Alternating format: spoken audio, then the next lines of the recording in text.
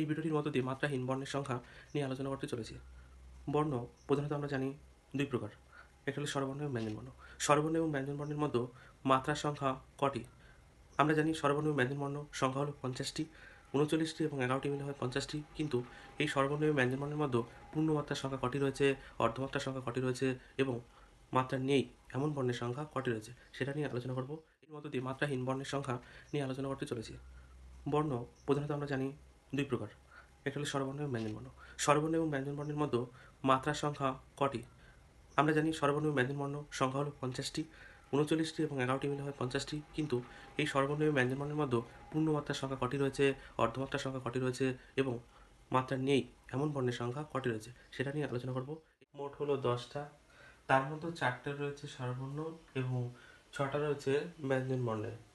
আর অর্ধমাত্রার সংখ্যা হচ্ছে তোমার 1টি এবং ব্যঞ্জনবর্ণ রয়েছে 7টি।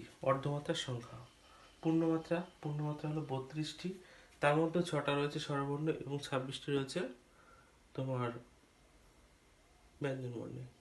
যেমন দেখো, এ, ওই, ও, উ, আ, এই খণ্ডত্ব অনেশ্বর বিসর্গ চন্দ্রবিন্দু, এগুলি হলো তোমার মাত্রাহীন বর্ণ, যার মধ্যে এই 4টে রয়েছে স্বরবর্ণে এবং এই 6টা রয়েছে ব্যঞ্জনবর্ণে। এবং দেখো, অর্ধমাত্রা আমরা স্বরবর্ণের মধ্যে পাচ্ছি শুধুমাত্র রি, এইটা হলো অর্ধমাত্রা, এটা হলো 1টি এবং তাছাড়া রয়েছে 1টা, 2টো, 3টে, 4টে, 5টা, 6টা, 7টা রয়েছে ব্যঞ্জনবর্ণের অর্ধমাত্রার সংখ্যা। তাই অবশ্যই ভিডিওটি ভালো লাগলে লাইক, কমেন্ট, শেয়ার করবেন।